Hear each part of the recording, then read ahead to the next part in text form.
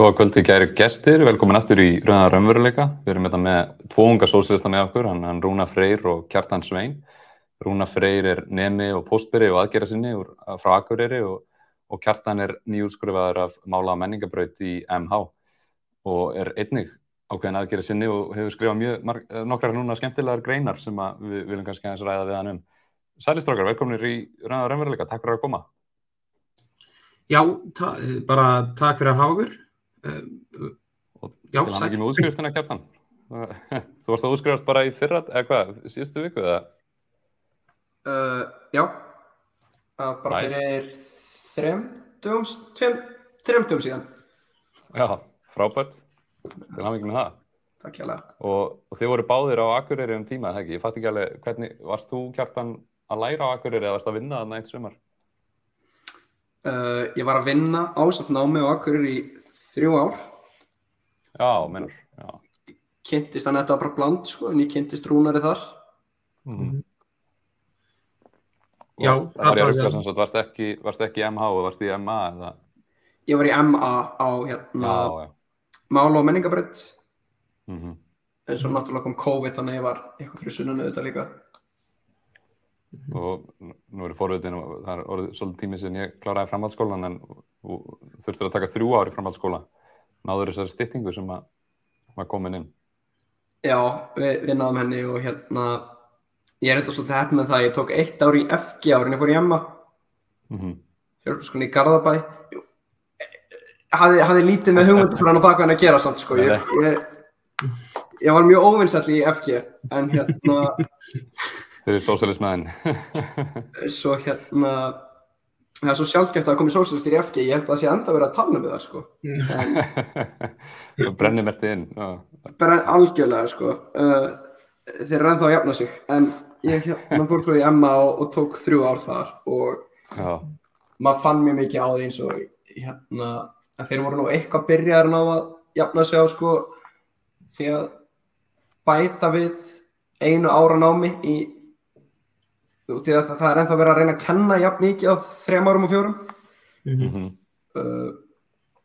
Svo kom náttúrulega COVID, þannig að þetta... Ég var að mynda að velta því fyrir mér, sko, hvernig það var að vera þessi síðustu 2 ár í COVID og vera í skóla á sama tíma. Það er svolítið svona, já, það hefur verið frekar leiðilegt, eða ekki? Ég var mjög heppinn með það að hafa bekkakerfi. Það var miklu einfaldara að skipuleggja staðnám.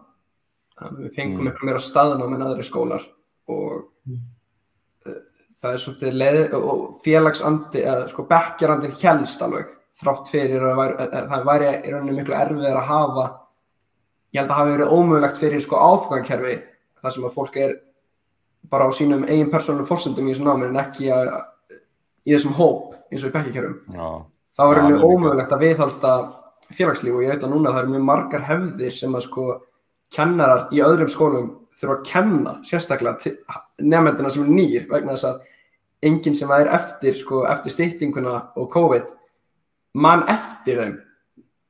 Þannig að kennarinn sjálfur þurfa sko að kenna krökkunum að halda djömm og böll sem að sko þeir voru áður kannski bara mjög mikið á móti að vera haldin. Frekar að reyna að hemja nemendina í að halda einhver brjáluð böll og voru kennararnir fannir að peppa þig. Góðmann, þið voru að fara að halda ball. Já, svona þetta, skrýtnir tímar. En ef við færum okkur aðeins yfir í pólitíkina, Rúnar, þú hefur verið einn af þeim sem er búin að vera að standa að mótmælum á Akureyri bæði þegar yfirheyrslur á blaðamennum voru í tengslum við Samherja og svo núna út af Íslandsbankasölu málinu. Eru margir á Akureyri sem eru svona virkir? Sko, þetta hefur gengið alveg lygilega vel hingað til, sko, það er eins og þú segir að ég stóð bak við mótmælin fyrir í ár, núna í vor vegna yfirheyrslumálsins, sko, við unnum svolítið saman í því og það fór sko öllum vonum framar, sko, og það var svolítið bara svona spur of the moment dæmi, sko, það bara kom bara upp hugmynd, maður bara framkvæmdi þetta og mætingin var bara mun betur en maður hefði búist við.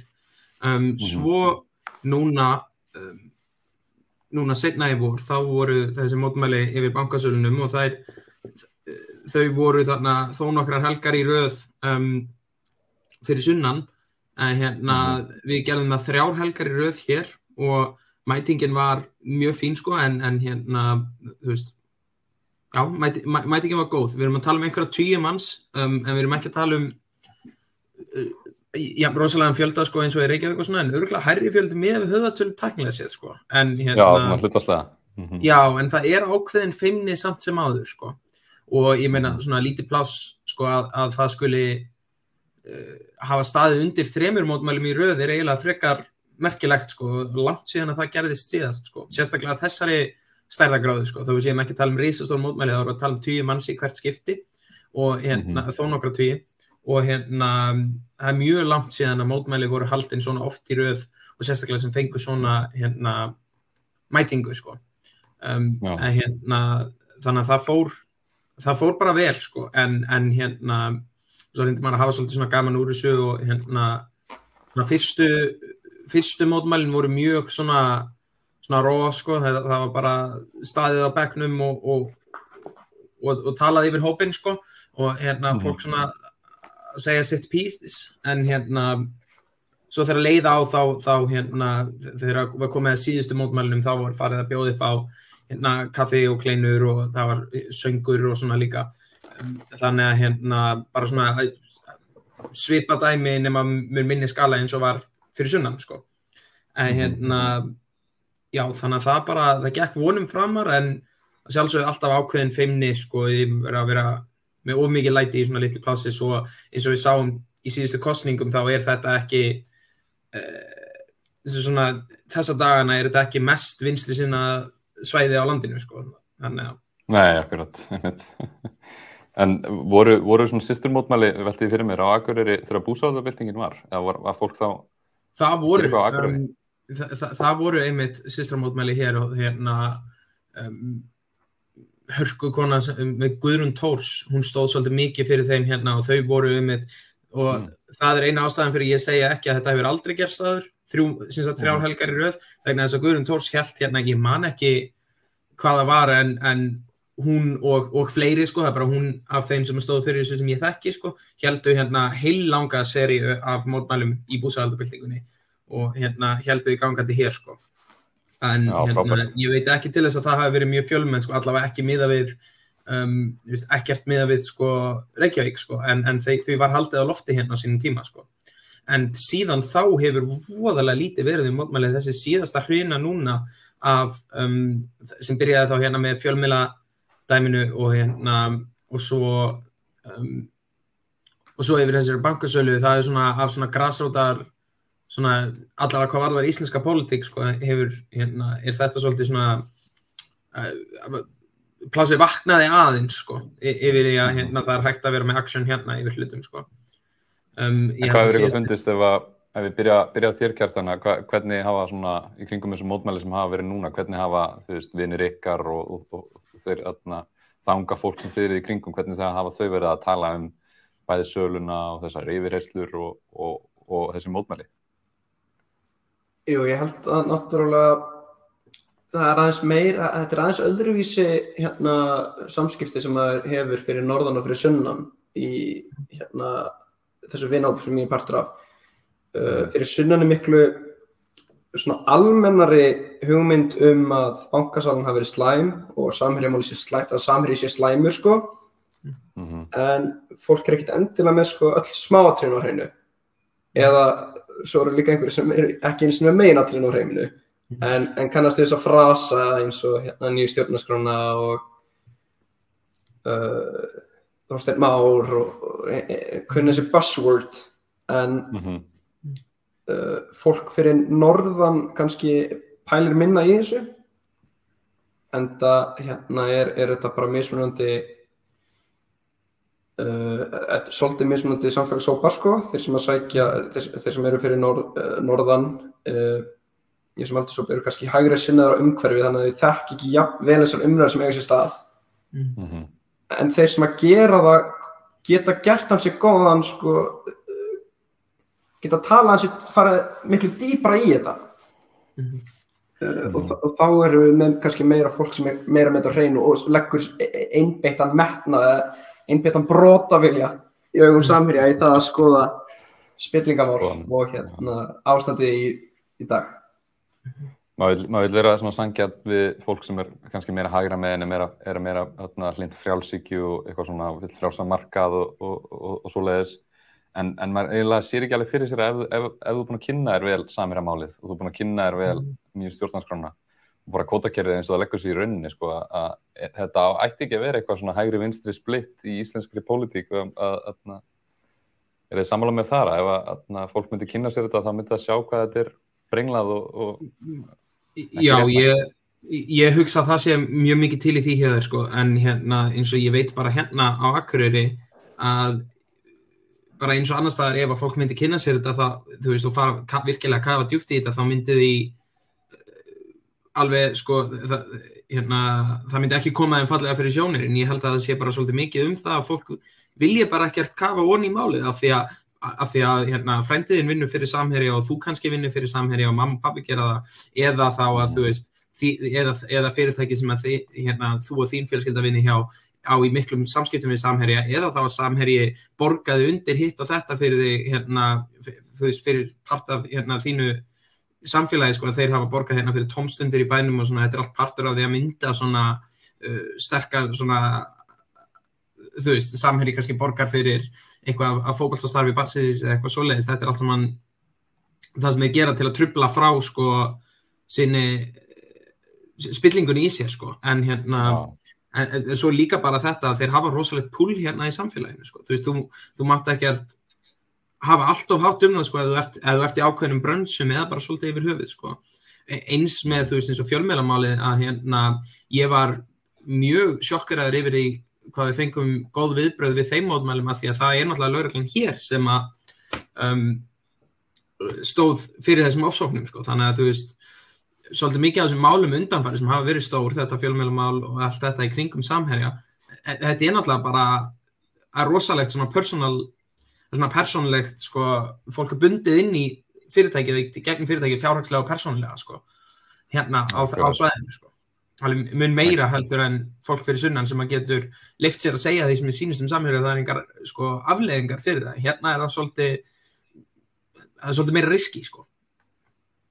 Gera það svolítið erfitt og þetta minnir mig á bók sem var skrifuð daginn fyrir svona ári síðan, einhver erlendur svona fræðimaður, ég man ekki hvað hann hét, en bókin hét The Charade of Elite Philanthropy, og þá var hann að benda á það, þú veist, menn eins og Bill Gates og Elon Musk og svona þetta ríkasta fólk í heimi, að það að fara með fullt af peningum í alls konar einhver góðgerðarsamtök og starfsemi, og það virðist vera mjög mikið, sko, en svo að þú skoðar þetta og sér það ef að skattheimtan væri eðlileg víðsvegar í þeim fyrirtækjum sem þeir eru með eða starfsemi, og ef að þú næðir einhvern veginn að dreifa bara aðeins auðnum betur, og þá væri, sko, það sem þau eru að gefa ekkert í samræmi við það sem þau ættu að vera í raunin að borga í skatta og svona, og það sama ánáttúrulega við Samherja og þessa auðkýfinga víðsvegar land sem að eru kannski að byggja einhverja fótboltavelli og fullt af fólki þá fyrir að venda það og verða mjög hrifið að þeim fyrir að fjárfesta svona í samfélaginu, en í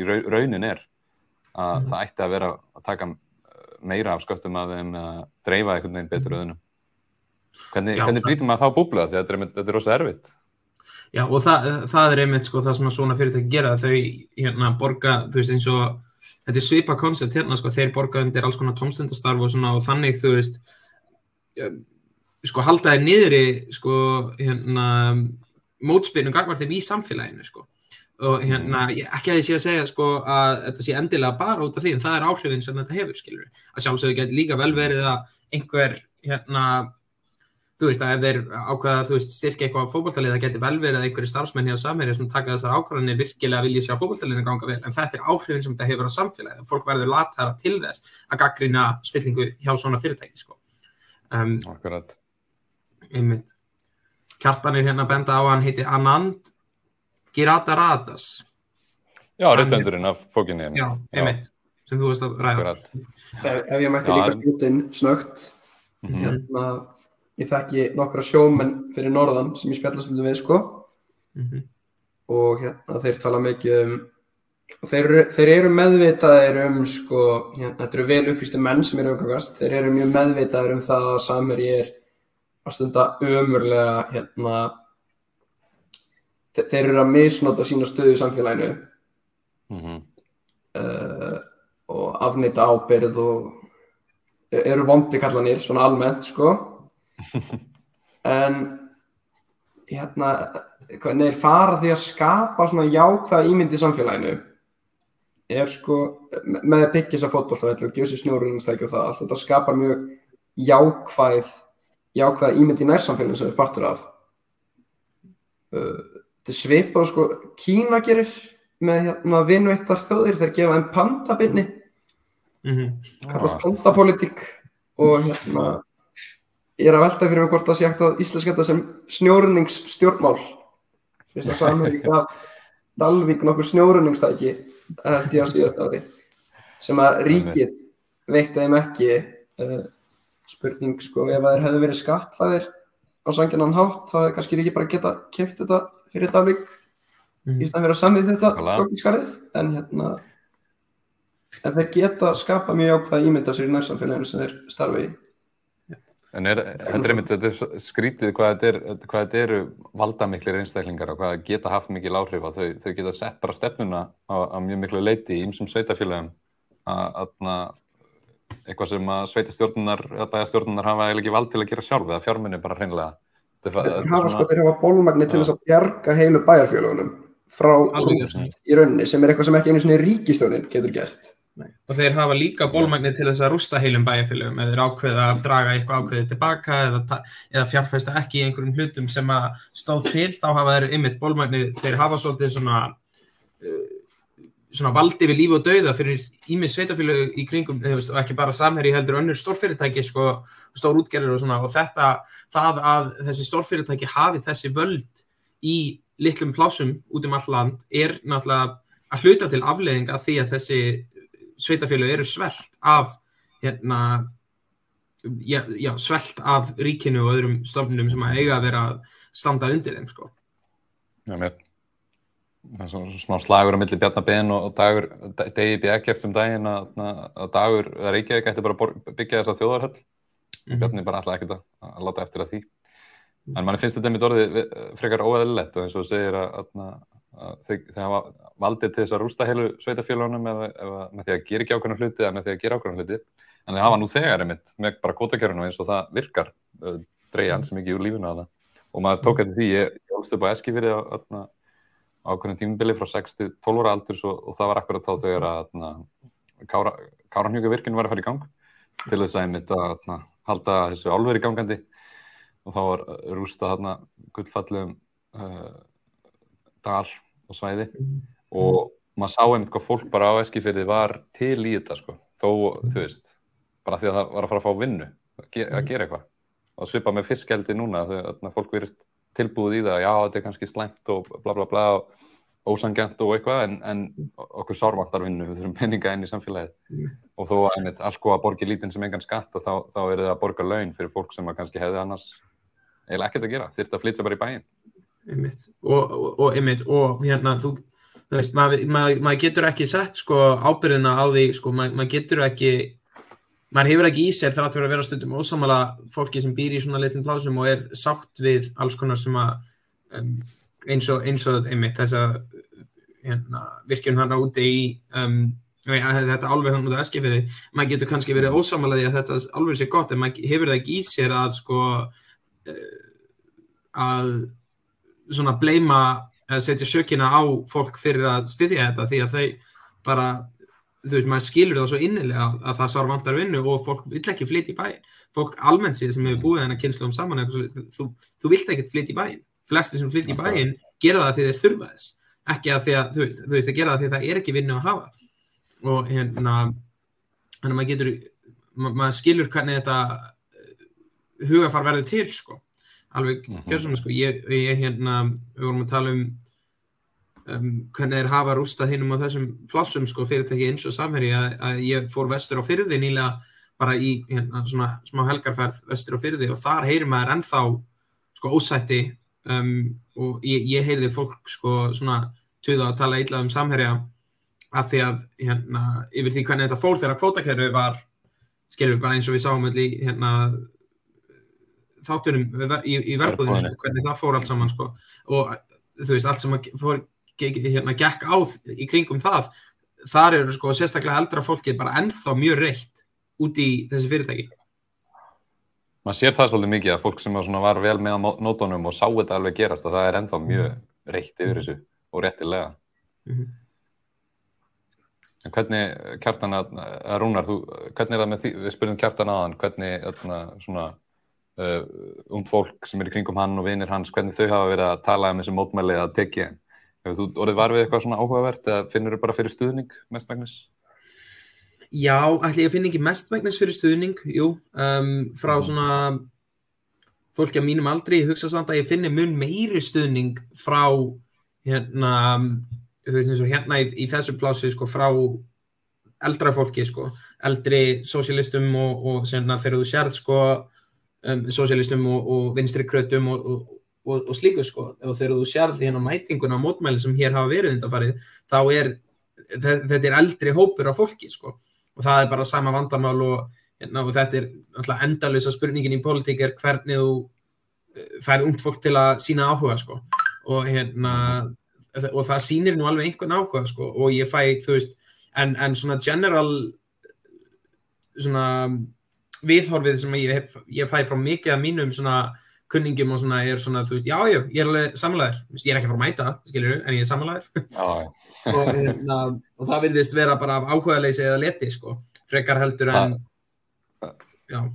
Það svolítið tilfinning sem ég fengi oft líka, sko, það er margir sem mæta á svona, en það mikið af fólki sem einmitt, já, ég sammálaður, en það svona, það ekki alveg til að gera neitt, sko, að mæta eða einhvern veginn og mér fannst einmitt áhugavert að fyrir nokkrum mánuðum þegar það kom í ljós að Bretar ætluðu að samþykkja framsalið af Julian Assange til Bandaríkjanna, að þá hóaði Ögmundur Jónasson gamli til að mótmæla fyrir utan breska sendiráðið og við mættum ég og Trausti sem hefur verið í, sem hefur raunveruleika á borgarfulltrúinn og þá vorum við tveir og svo var bara enginn undir 50 sko.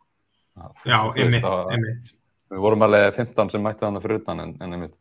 Það er kannski líka þegar Ögmundur eldri og svona, hann hefur meiri ítök en mér finnst má eins og það vanti svolítið í okkar kynslóð svolítið að sjá að það er bæði hægt að gera þetta og að það skili miklum áhrifum, að það borgir sig í rauninni. Já, einmitt, þetta ekki sko algengt, maður hefur séð þetta stundum gerast sko pólitíkusar og svona út í heimi eins og Cortez og Sanders og svona sem vinsæl meðal yngra fólk sko, en jafnvel sko fyrir þeim sem hafa náð að koma talsverðum hita undir hjá ungu fólki, að það samt sko lítið á það sem svona bölvun meira en blessun sko, af því að sama hvað þú lætur þau styðja þig mikið, það alltaf erfiðar að fá þau til að mæta til að kjósa til dæmis. Og það náttúrulega það helsta sko, sem erfitt að fá ungt fólk til að gera sko, það ánægt þú veist, það mjög duglegt að deila sínum skoðunum á Facebook og svona, en ekki endilega Facebook, kannski ungt fólk. Ekki á Facebook. Já, sorry, ég gömul sál, ég ennþá á Facebook, en já, erfiðar að fá þau til dæmis til að mæta að kjósa sem náttúrulega grunnurinn af öllum, svona að mínum mati persónulega sko, að það svona mest, svona allra mest basic levelið af aðgerðum sem þú þarft að standa í ef þú ætlar að fá að tuða yfir samfélaginu sko, þú þarft að minnsta kosti að mæta kjörstað og það erfitt að fá ungt fólk til að gera það, bara það sko, hvað þá að standa í einhverju meiru sko. Já, það sem mér finnst, ef ég mætti núna aðeins skjótin í svona minnistæðasta dæmið ungt fólk að mæta mótmæli voru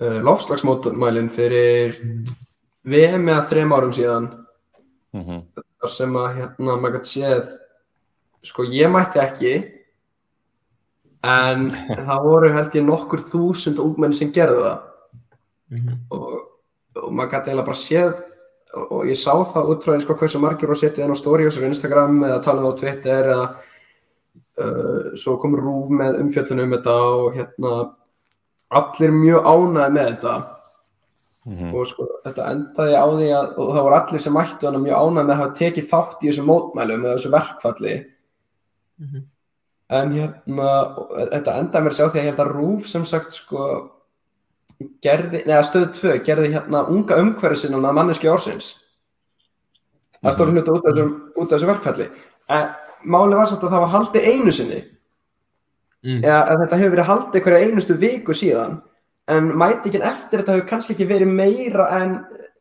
ég ætla að vera bjart, svona giska kannski 50 vikuna eftir á. Nú er svona oftast þetta 5 eða 6 sem mæta alltaf. Og ég held að ef að ungt fólk hefði mætt í miklum fjöldaður gerðu fyrsta skiptið og seinna skiptið, þá hefði það var klart mál og Stöð 2 hefði ekki gert það á manneskju ársins. Ef að ungt fólk hefði náð að valda vesenni með að mæta skipulagt hverja einustu viku í núna eitthvað 3 ár með að setja gífulega pressu á stjórnvöld og skólastofnunir og foreldra sína, þá hefði við náð alveg aðgerðum í loftslagsmálum, að þeim kröfum sem voru settar fram hefði kannski mætta miklu betur frekar en þessum fögru orðum sem var notað til að lýsa þessu fólki af stjórnvöldum, sem er svolítið kjánalegt að sýna hversu lítið þessi mótmæli gengu, eða hversu illa það gengu ef að stjórnvöldin að láta eins og þetta sé gott framtak. Það er aðeins og vinnveitt í garð þessara mótmæla kannski. Þetta var svolítið lýsandi fyrir mér hversu erfitt það að fá ungt fólk til þess að svona raunverulega vera með vesen, allavega á Íslandi, í stórum hóp reglulega. En það er nákvæmlega sem að það er dropinn sem hólar steinin. Nákvæmlega. Og það er alveg hrikalegt að þessi ríkisstjórn ekki ykkur umhverfisvernda ríkisstjórn, þau voru að samþykkja einmitt eitthvað frumvarp þar sem verið að taka ýmis svæði úr verndunarflokki og setja það í svona þau eru að skoða betur, skilur, og þá kemur örugglega næsta ári, þetta er orðið virkjunarkostur, en við sleppum því að virkja þetta hérna ekstra lengst upp á hálendi eitthvað svæði sem þau eru kannski bara búin að setja inn í umræðuna til þess að reyna að láta það líta vel út til að setja það í verndarflokk, en fara með eitthvað annað sem var í verndarflokk en er komið núna í nýtingaflokk og við verðum með þátt bráðum þar sem við ætlum að rekja svolítið þetta frumvarp og tala við fólk frá landvernd sem var að standa mótmælum núna, en þetta það er sorglegt að ungt fólk komi og virkilega kemur með mikilli samstöðu og lætur finna fyrir sér og stjórnvöld skilja einmitt vera svona blessunarlega að taka undir það en eru svo að gera eitthvað allt annað. Það er alveg hrikalegt. Já, það er einmitt að ég held að þessi ríkisstjórn hefur verið rosalega duglega að ganga þá þunnu línu að tala stanslaust í vil umhverfismálana, það tala alltaf hvað þau eru mikilvæg og gera mikið í þeim og gera voðalega lítið.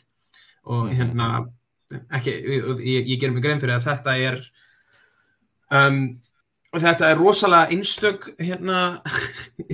uppgötvun sem ég að gera, stundum ljúga ríkisstjórnir, en já, þessi lína hefur verið gengin alveg rosalega og sérstaklega í þessum umhverfismálum, og það sem að umhverfismálin hafa eru að sérstaklega fyrir þá sem að þetta er rosalega góður málaflokkur fyrir þá sem að eru ákveðnir í að gera ekki neitt í neinu, en að þú sérð ekki afleiðingarnar undir eins, Þetta er eina af þessum ástæðum fyrir að þetta er svona erfiður málaflokkur að eiga við, er að eitthvað slæmt gerist núna og stærstu afleiðingarnar koma mörgum árum seinna.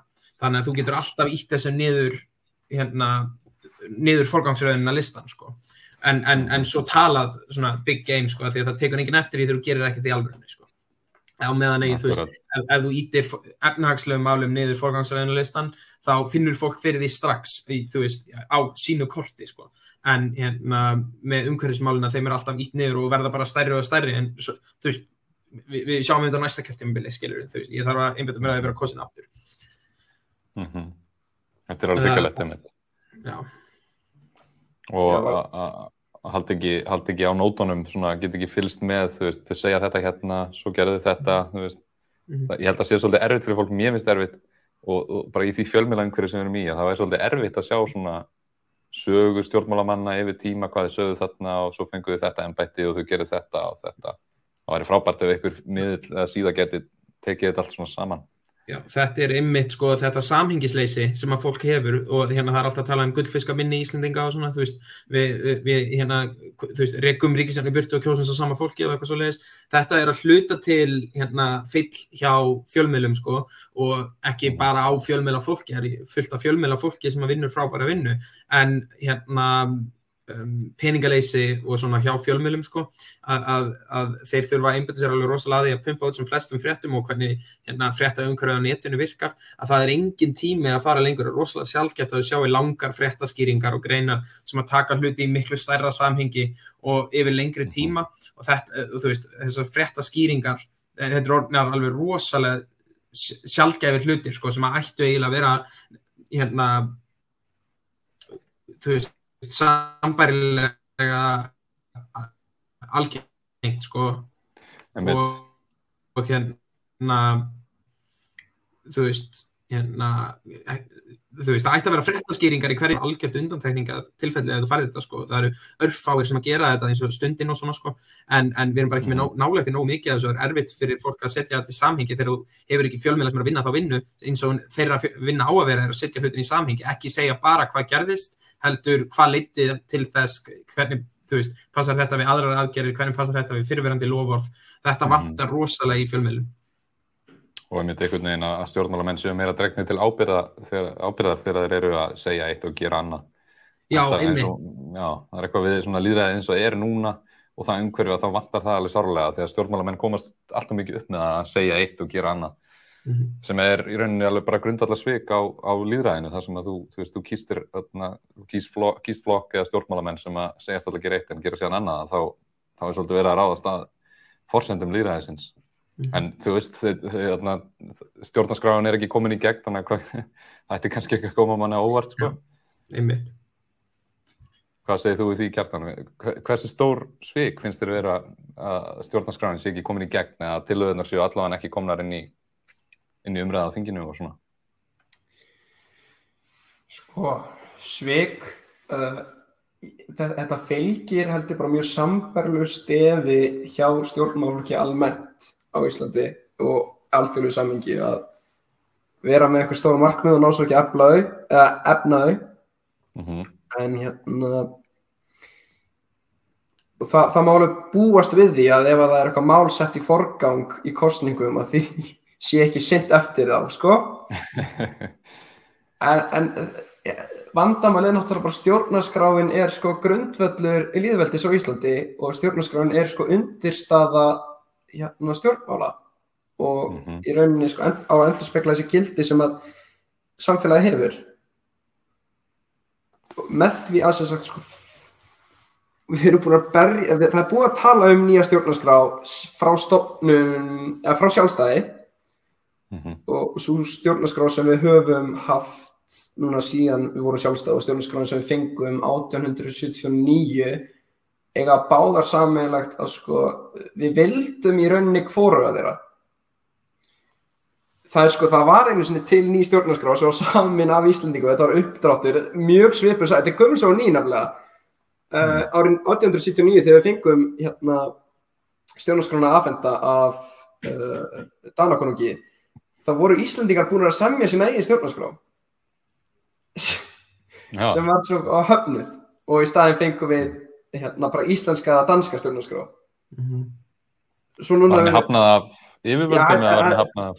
Henni var bara hafnað af, þú veist, bjúrókrötum danska ríkisins, eða þú veist, þetta var bara ekki, það var aðeins svo framúrstefnulegt, sko. Eins og núna, og sjálfstæðisflokkurinn hefur samt sko skrifað og barist í sko seinni tíð kring, rækt að rekja þetta alveg, þú veist, 19, bara frá stofnun lýðveldisins hefur sjálfstæðisflokkurinn alltaf haft einhverja bakgrunnsumræðu mikilvægi nýrra stjórnarskráar. Svo þegar hún er samin eða það er að gera uppdráttur af henni sem að endurspegla samfélagslega gildi á sko lýðræðislegan og góðan hátt þá sjá menn að þetta endurspeglar ekki hagsmuni auðfíkinga eða fyrir að hópa sem að stjórna sjálfstæðisflokknum. Þannig að og núna er mjög mikilvægt að sko halda eitthvað með stjórnarskrána vegna sem hún er svo góð og hitta bara eitthvað bull sem er slæmt og skaðalegt. Mér finnst og núna ætla ég að koma mér aftur að efninu og upprunalega spurningin var hvað mér finnst þessi svik stjórnarskrána. Það kom mér ekki óvart en mér þætti samt sko mér ekki slæmt að sé ekki sko fleiri fulltrúar á þingi og það sérstaklega meirihluti sem gera sér skilmerkilega grein fyrir því að þetta mál sko margfalt mikilvægara, þetta í rauninni mikilvægasta málefnið sem hægt að taka á þingi og það koma fram við sko stjórnarskrána eins og áfengisfrumvarp eða eitthvað í því áttuna sem í rauninni bara ekki, þetta non-issue þannig sé sko, þetta skiptir engu máli. Þá getur maður alveg spurt sér hvort að þingmenninu sem við höfum kosið til þings þeir ættu að sjá sóma sinn í því að geta sko komið fram við mismikilvæg málefni af sko mismikilli áherslu og beitt sér mismikið fyrir þeim sko. Þetta mikilvægasta málefni og það þýðir ekki bara að setja í nefnd og afgreiða eins og öll hin málin. Þetta mikilvægasta málið. Mér þykir svolítið skortur á skilningi á því. Það er líka afsakið, já, gjör svo vel Rúnar. Ég myndi segja sko að þetta stjórnarskrármál sé svolítið bara grunn að klára þetta mál grunnur að því að geta tæklað helling af öðrum málum sem í gangi undan, þú veist líka sko. Þú sér það sko að á síðustu öllum mótmælum sem ég hef verið að taka þátt í núna undanfarið, þá hafa samtök kvenna nýja stjórnarskrá alltaf verið að staðnum, það hafa alltaf hljómað þú veist ákvæði nýja stjórnarskrá og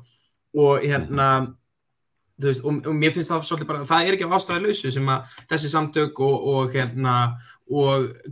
ákvæði nýju stjórnarskrá almennt séð eru til staðar á öllum þessum mótmælum, það vegna þess að nýja stjórnarskráin grunnur fyrir því að geta byrjað að vinna í öllum þessum hinum stóru málum sem í gangi.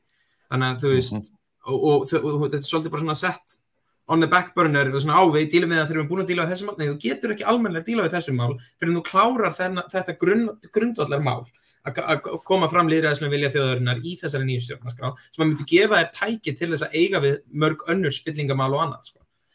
Nákvæmlega. Og meira segja þótt manni, ég tala við suma svona, sem eru kannski ekki alveg hrifnir af einstöku ákvæði í nýju stjórnarskránni og svoleiðis. Og það getur verið rétt, það getur verið að það sé eitthvað varhugavert. En bara prinsipin það að við kusum þetta inn, það var kusið inn í stjórnlagaþing og síðan var hún samþykkt.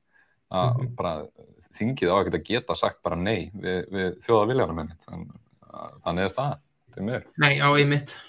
Þetta bara svona, þú veist, þetta bara grundvallar lýðræðisatriði, þú getur ekkert bara kasta niður, þú veist, forgangsröðunarlistan eitthvað mál sem búið að kjósa sko, þetta svona eins og svona, þú veist, þú ætlar að fara inn í næsta kjörtímabil og segja, þú veist, já, við eigum eftir að innleiða þennan flokk sem fékk 2 menn, en þú veist, við græjum það þegar við erum búin að mála við öll þessum mál, sko, nei, þú þarft að framfylgja lýðræðinu, svo megið þið saman díla við á þeim forsendum málin, sko.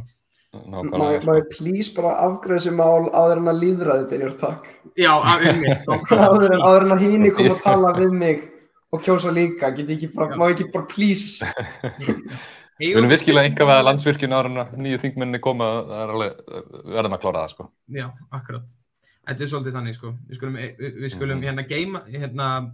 skulum geyma það að innleiða lýðræðið þangað til að við erum búin að eiga við spillingamálin, sko. Svo getum við fengið lýðræðið, sko. Já, það á ekki að ganga þannig, sko. Nei. Maður velti fyrir sér, sko. Katrín Jakobsson talaði svo mikið það þegar hún tók við, sko, 2017 að þyrfti að endurnýja traust á Alþingi, sko.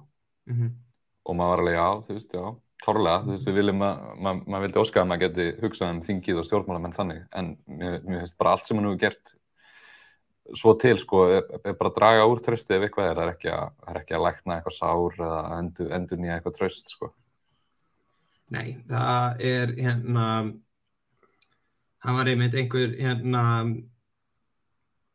einhver vinur minn sagði einhver tímann að Katrín í einhvers staðar djúpt inn í Katrínu Jakobsdóttur í dag ungur sósíalisti sem heitir líka Katrín Jakobsdóttir frá fortíðinni og hún er grátandi. Það er bara þannig. Hún hefur svolítið horfið frá öllum sínum gömlu hugsjónum, sko, og sér það bara að hún vinnur mjög sátt með, sko, vinnur mjög sátt með þessum hægri flokkum í ríkisstjórn og það ekki vegna þess að hún sé svo góð í málamiðlum, það vegna þess að hún bara rolls over og bara leyfir þeim að hafa þetta eins og þeir vilja, sko. það er mín skoðun, persónulega.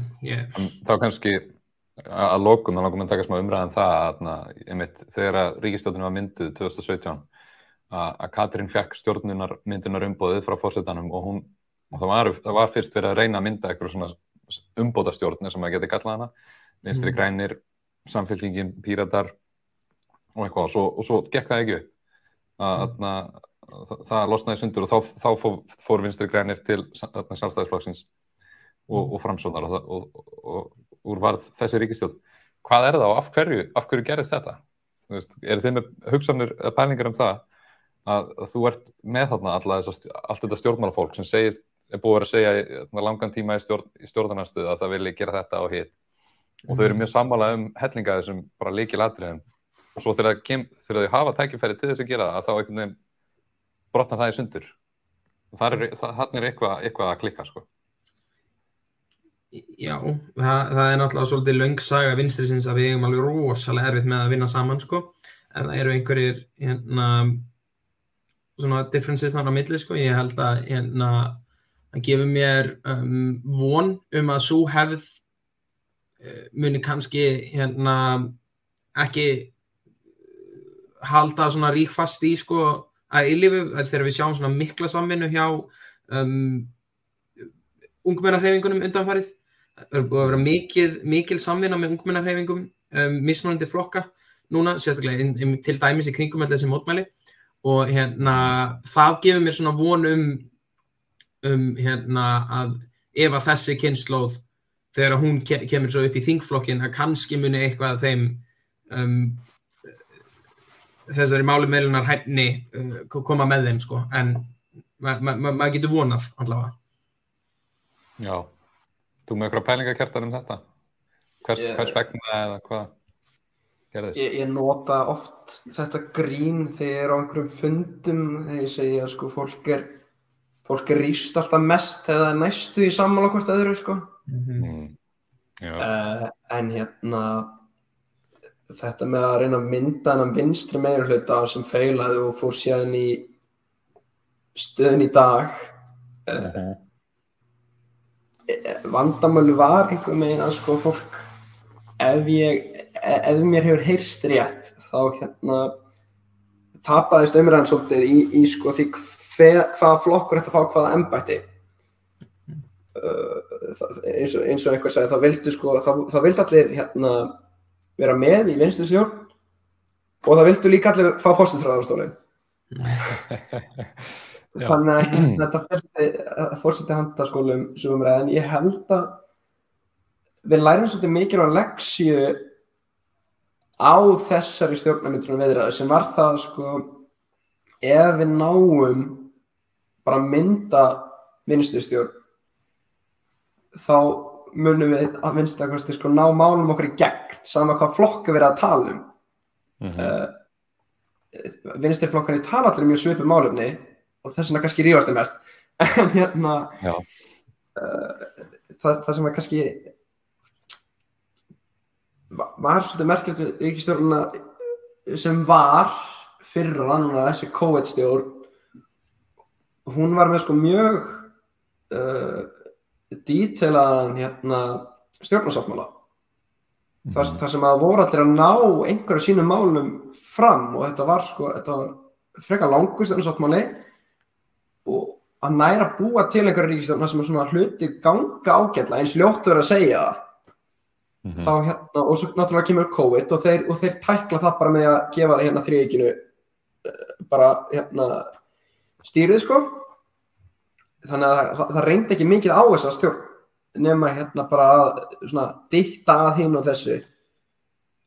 Svo kemur stjórnin núna og stjórnarsáttmálinn sem er í gangi núna með stjórnarsáttmálinn sem var á undan. Það er mjög bersýnilegt að sko flokkunum datt í rauninni bara engin annar meirihluti í hugun eitt sérstaklega. Þannig að okkur bara haldi þessan gamla og gerði ekki neitt nýtt þannig sér sko. Núna er ríkisstjórnin ekki að gera mikið með hvað hún var að gera. Minnst okkur bönnaðir plastpokar skilurðu síðast. Núna er þetta meira að bíða eftir einhverjum nefndarályktunum varðandi einhver málefni og það verið að búa til mjög mikið nefndum núna eins og hérna með sjávarútveginn þrátt fyrir að séu þrátt fyrir að ég held að mjög margir viti nákvæmlega hvað þarf að gera þá held ég að stofna 4 nefndir. Það er búið að útlista það ansi ítarlega á ýmsa vegu líka hvað þarf að gera í sjávarútvegsmálum. Og gott að búa til þessar þú veist það er fínt að búa til nefnd en ég get ekki beðið eftir hvað mun koma úr 3 öðrum nefndum nákvæmlega saman málefni. En ég held að leksin sem við lærðum með þessa meirihlutaviðræður sem mistum, sem að klúðruðust, bara að sko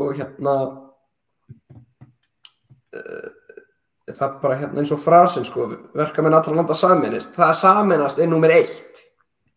Og ef við þurfum öll að fórna einhverju fyrir það, þá þurfum við bara að taka það á okkur. Það miklu betra en hinn kosturinn. Já, og það sem að gerast núna eins og þegar það verið að útiloka stjórnarsamstarf með sjálfstæðisflokknum hjá Samfylkingunni og Pírötum og fleirum Sósíalistar. Og sósíalistum, þá sjáum við fyrirgefist ég glemdi sósíalistar líka, þá erum við byrjar að sjá að það núna komið miklu meiri samhljómar eins og líka bara í stjórnarsamstarfinu sjálfri. Það komið mjög mikill samhljómur og fólk byrja að stilla saman strengina svolítið, og það mjög spennandi að sjá hvort að þetta sé grunnurinn að þeim aðgerðum sem hvort þessar aðgerðum sé grunnurinn á því að meirihluti vinstrisins náist án þess að við förum í of miklar skotgrafir til þess að ná honum. Við bara náum að vinna saman og svolítið tala bara saman eins og fullari fólk. Við kannski loksins búin að ekki öllu, ég sagði orðið öllu. Við erum kannski loksins búin að koma almennilega, þetta kannski merkjum að við séum loksins að koma almennilega auga á sameiginlega óvininn í sjálfstæðisflokknum og gera okkur grein fyrir því að það skiptir meira mál að sameinast gegn honum.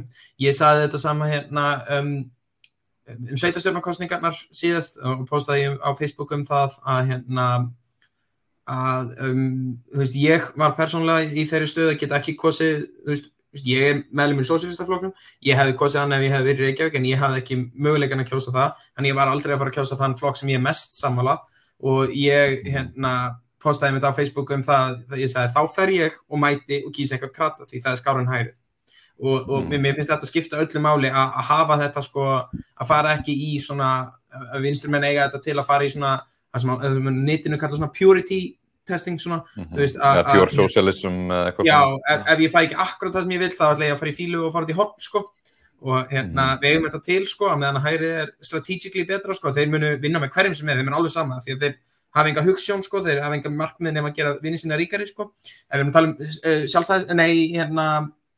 stjórnmálamenn sko, þannig að þeir geta unnið með hverjum sem en við förum í svona purisma þar sem við munum bara vinna með fólki ef við fáum nákvæmlega það sem við viljum eða allavega askoti nálægt því sko, þannig að ég reyndi einmitt sko að leggja áherslu á þetta sko að þú veist, þú skalt frekar vinna í hag þeirra sem eru nær þér frekar en þú veist að hjálpa þeim sem eru lengst í burtu með því að fara í fílu og sitja í horni sko. Svona mitt sjónarhorn á það sko. Ég held að Marx var vist í miklum, eða svona það talaði að hann hafi verið í bréfasamskiptum með Abraham Lincoln og það eitthvað tók þess að sögu daginn einmitt að tala sko að við þurfum, við ættum að berjast fyrir reform, þú veist, við munum aldrei, líklega aldrei fá eitthvað það sem að kemur bara, þú veist, en það verður aldrei hreinn meirihluti líklega á Íslandi, það verður aldrei hreinn meirihluti frá til dæmis, sósíalistar ekki að fara að fá hreinan meirihluta, píratar ekki að fara að fá hreinan meirihluta, en Marx studdi Abraham Lincoln og hvatti sósíalista til þess að kjósa hann sem voru bandaríska sósíalista, þó að það væru róttækari hreyfingar innan Bandaríkjanna af því að hann taldi bara að Lincoln væri líklegur til þess að ná að afnema þrælahald, þú veist, og það er eitt skref í rétta átt, þú veist, og það kemur okkur nær því sem við viljum fara að. Já, það bara þannig og ég meina Marx var þessi pragmatisti sko, hann var það og hann sagði að þú ættir að vinna með krötunum sko meðan þú getur og meðan að hægrið stærra afl sko, ef við erum komin einhvern tíman langt fram í tíman þar sem að samfélagið bara pjúr vinstri sinnað, þá kannski getur þú farið að slást, þú veist, rífast endalaust við fólk sem pínlítið til hægri við þig, sko. En á meðan að þú ert ennþá með flokka eins og miðflokka og sjálfstæðisflokkinn og Viðreisn að fá, þú veist, risastóra meirihluta hér og þar, sko, þú veist, þá átti ekki að vera að eyða púðrunni þínu í að ráðast á Samfylkingu og skilur átti ekki að vera að eyða púðrunni þínu í að ráðast á þá sem eru nær þér og þetta sameinast gegn stærri ávinnum, sko. Svo snúum við spjótunum að hvort öðrum þegar við erum skilur við. En einmitt kannski líka, kannski er það svolítið þannig að það má alveg rífast vel í kosningabaráttu og svona og sýna hver munurinn er og mann alltaf persónulega vill eitthvað mjög róttækt og gera hlutina aðeins öðruvísi og betur við vitum og trúum að það sé hægt. En þegar spilin eru búin að falla og það er búið að kjósa í kjörklefunum, að þá er bara staðan eins og hann er og þá reynum við að vinna sem best úr því. Og það var alveg, það var hrikalegt að einn flokkur myndi brjótast út úr einhverju mögulegu svona umbóta stjórnarsamstarfi og bara þetta við einhverjum einum flokk eða kannski meira þess að bara tveim aðilum sem eru öflugir innan þessara flokka, þá fáum við frekar sjálfstæðisflokk fólksins og framsókn, skilur við. Akkurat. Já, eða þú endar með já, þú getur endað í martraðastöðu þar sem þú ert með meirihluta miðflokksins, sjálfstæðisflokksins og L-listans svo kom fyrir hér.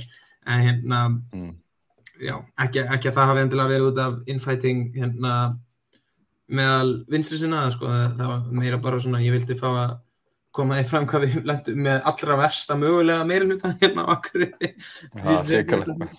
Já, L-listinn sem er hægri afl og miðflokkurinn og sjálfstæðisflokkurinn. Þannig að ég bið um baráttu orku að sunnan.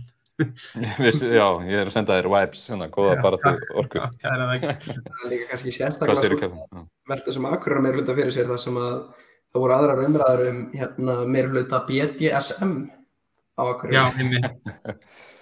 Sem að vísu inniheldur að sjálfstæðisflokkinn og miðflokki, en ég hef alveg verið til í að fá BDSM í meirihluta. Meirihluta, já. Svolítið skemmt. Fréttamenn skemmtu sér mikið með það að þegar það verður að skrifa fréttir við meirihlutamyndun á Akureyri að svona færi akronymið, sko. En já, en svona eins mikið og ég hef ákveðna óbeit oft á framsóknarflokknum, þá hefði ég viljað sjá þeirra suma þeirra frambjóðendum inn í meirihluta, sko, vegna þess hvað þeir ætla að gera í barnamálum hér, sko. En þetta hefði verið betri meirihluti og var sárt að skuli hafa fallið í gegn. Og við skulum fá þennan í staðinn, sko. En